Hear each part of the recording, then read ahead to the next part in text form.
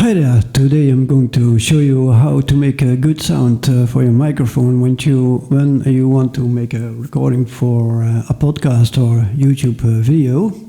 And I think that will be the future in 2016. It might be quite important for you. So there is a lot of software you have to download. This is then a free open source software. Most of them. The first one is Open Broadcaster software. That's to make recordings for your screen and your microphone. And the next one is the Voice Meter, VB from VB Audio software. That's a virtual mixer to mix your inputs, and you can mix your output. And then you need the VST Host to get some effects for your voice. What you need usually is an equalizer, compressor, reverb, maybe something else, but those are the most important. And then you need an audio driver to make this all work faster on your computer, because your computer has to do a lot with sound, and that's quite a lot of processing for your CPU. So if you download this website, it will work a little bit better. I noticed I have a few dropouts. You might hear it, but I didn't figure it out yet how I can solve that one, because I just set this up today.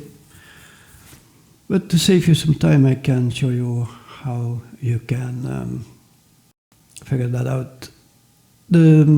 This is the OBS software to make recordings for your screen and your microphone.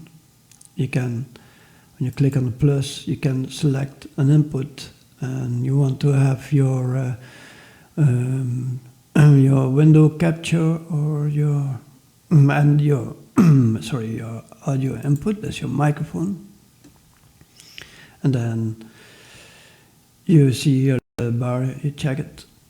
And in the settings, the most important is that you go to audio and you have to select here the voice meter output.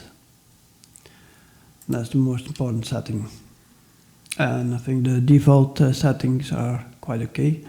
Here I switch the default microphone off, because I work with all these software, so I need the voice meter instead of directly my microphone, because I want to plug in some effects. So that's the first software. The next one is the voice meter. Here, this is the voice meter, this is the virtual mixer. As input, it is using this software, that's the VST Host, that's the input, and that goes then to my OBS software finally. The most important setting is here. You use this slider, not directly your microphone, but this slider, that's the virtual input. And here you select your ASIO for all. Then you have to put the sliders just high enough that you don't see that it is going into red. You can put a little bit more high and put the mid-tones in the middle, I think, and a little bit more bass, or maybe not. Depends on your voice, of course. Then the next software, this is the VST Host. And here you will see the input. This is the output, and in between I have some effects. This is an equalizer, compressor, and here is a verb. I show you, for example, the verb, and that is this one. That's the verb. I can select another effect, another big hole. And you won't see these effects because you need to download your own VST effects. I show you first the most important settings in this program. You go to Devices and then to Wave. And then as input port, you select your microphone. As output port, the ASIO for all. That's the most important setting. And then another one is to set the plugin path, and that's the path where you install your effects. That's the VST plugins. I show that later, and after that you scan your plugin path, and then if you go to plugins, you can select a plugin here and put that here in this chain.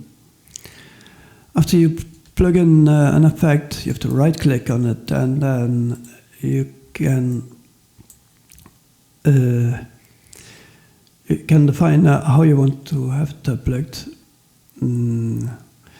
So I plug this blue verb after the compressor, so I have to check this one, and then it will be changed after the compressor.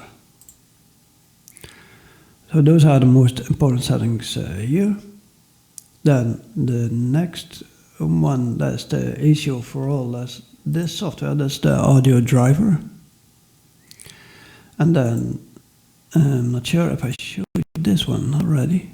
So I think so. Open Broadcaster software, audio voice meter, VST Host, and ASIO for all. And here are your plugins, which look very nice. I will put links to this software. Under the video. So I think it will save you a lot of time, because I had to look around the internet quite a lot before I could get this to work. But if you have this, then it saves you a lot of time. Alright, thank you for watching, and until the next video.